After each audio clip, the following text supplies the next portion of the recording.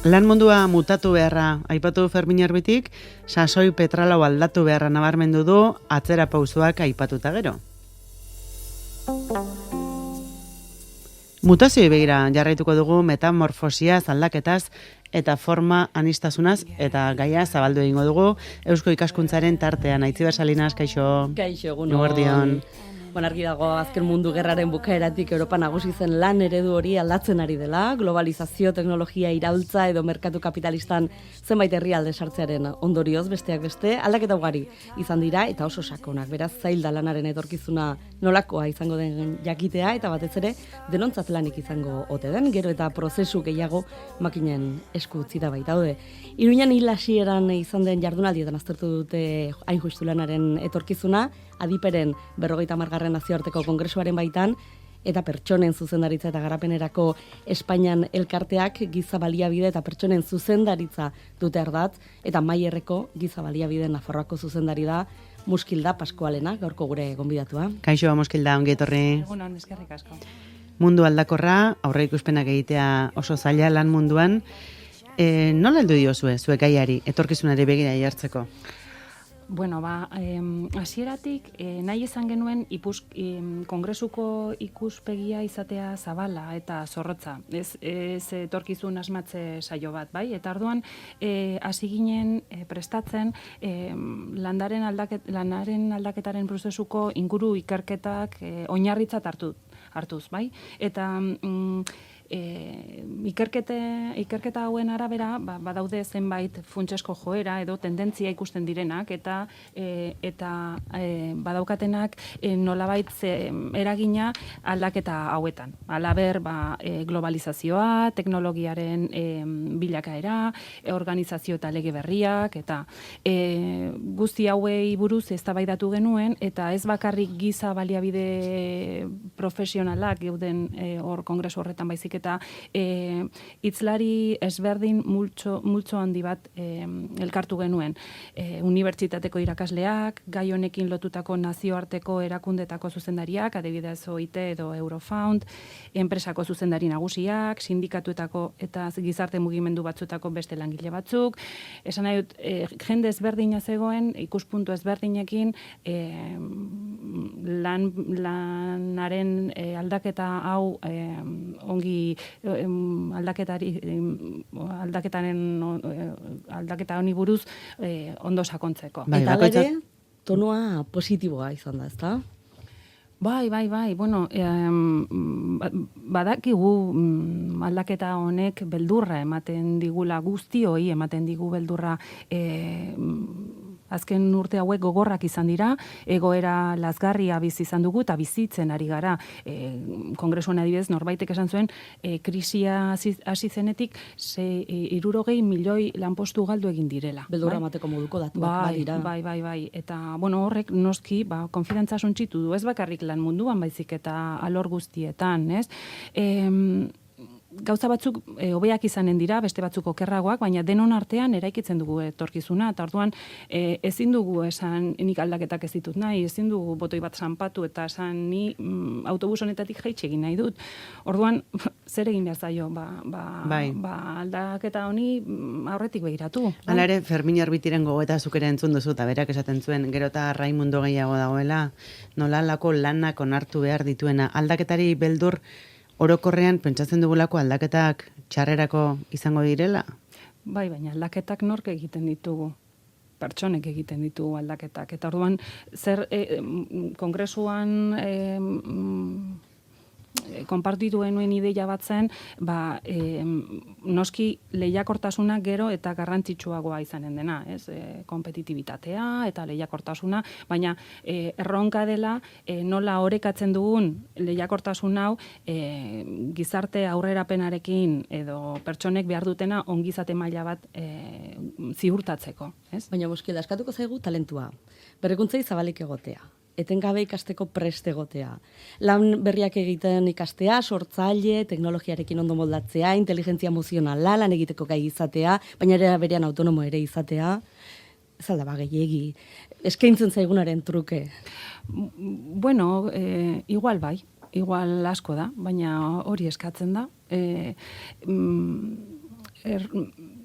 gauza da, igual lanaren aldaketa prozesu hau, badoala, baita ere, robotizazio bat edo automatizazio baten Horrekin batera. Horrekin batera, bai, ez? Eta ideia da, pertsonak edo organizazioetan, gero eta pertsona gehiago izatea, esan nahi dut, ohartzea eta balio ematea robotengandik ezberdin egiten gaituenari, bai? Giza faktore horri. Giza faktore horri, bai, emozioak, sormena, zuk esaten zenuen, ez? Jakin mina, eta guzti hoiek pertsona guztien gandaude. Eta guztiek garatu aldiz ditu gure baitan baitaude. Beraz, kongresuan esan dena, edo adituek diotena, etekina atera behar diogula guk dugunari. Gure baitan daude, zuk esan dituzun kompetentzi guzti hauek, eta berez, guztiok daukagu gure baitan hori garatzeko ahalmena. Bai, dena Eta eskatzen zer da. zioten lan baldintzei buruz? Etorkizuneko lan baldintzei buruz? Bueno, etorkizuneko lan baldintzei buruz, berez, nolabait ez da gehiegi hitz egin, baizik eta zen nolako lanak egongo diren etorkizun horretan, edo zen nolako langileak eskatuko diren etorkizun horretan. Eta horrek, noski... Prestakuntza eta nola bideratu behar dugun hortara, bai, ez da? hori da. Eta horrek gero baldintzak ekarriko ditu, baina lehenbizi hitz egin dugu gehiago nolako langileak behar izango ditugun. Eta pentsatzen dugu horreterako zela Industria 4.0, industriaren iraultza eta honek eskatzen duen espezializazio berria. Claro, bai, hori beste ikuspunto batetik ikusi da, eta lehen aipatu dugu, bai, bueno, 4.0 industriak badirudi datuek esaten duten arabera, 5 milioi lanpostu galeraziko dituela, bai? Baina, claro, orain arte egon diren industria iraultza guztiek hasieran lanbideak suntsitsu dituzte, bai, baina gero aberastasun gehiago sortu da. Eta orduan berriro tonu baikorra horretan espero dugu 4.0 industria honek ere naiz eta hasieran gaur egun ezagutzen ditugun lanpostu asko suntsitu, gero aberastasun gehiago sortuko duela. Suntsitu, baina hazi ere bai, beraz. Bai, claro, eta lehen esaten genuen bezala, ez? Beste gaur ezagutzen ez ditugun lanpostu pilo bat, esan nahi dute. Bai, adibide batzuk ipini. Bueno, momentuz, gaur egun ja, ezagutzen ditugun lanpostuak guztiz ezberdinak dira tradizionalekin konparatzen baldin baditugu, esan nahi dut, adibidez, interneten bidez marketingak egiten dituzten. Duela 20 urte community managerrek etzegoen inon. Adibidez, bai, adibidez. Eta adibidez, giza baliabide saileko profesionalak ez dauka bat ere antzarik duela 20 urteko giza baliabideko profesional batekin. Gaur urteko irratiak ere ez, gaur egungoarekin. Erronkak guztiz ezberdinak dira, eta ezagutzen ditugun lanbideetan ere garapena asko nabarmentzen ari da, eta nabarmenduko da.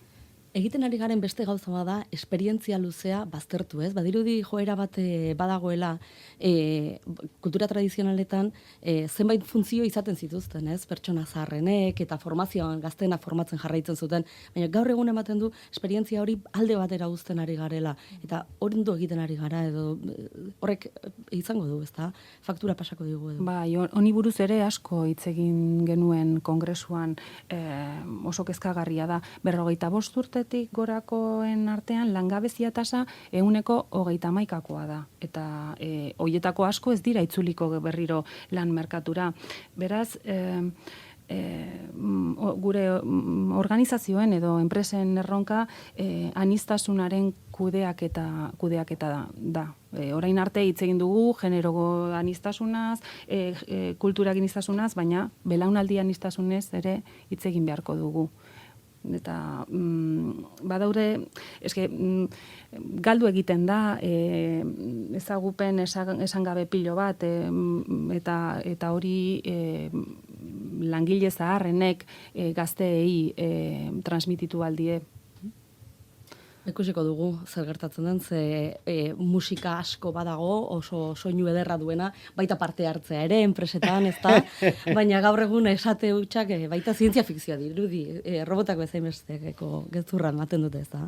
Bai, bueno, hoietan enpresak desberdinak dira, batzuek besteen artean, eta ez daukate bat ere zerikusirik, abiadura ezberdinetan daude segun eta ze tamaina daukaten, segun eta ze pertsona eta segun eta ze lan egiten duten, baina bai, eredu parte hartzaileak ere gero eta gehiago izango direla uste dugu.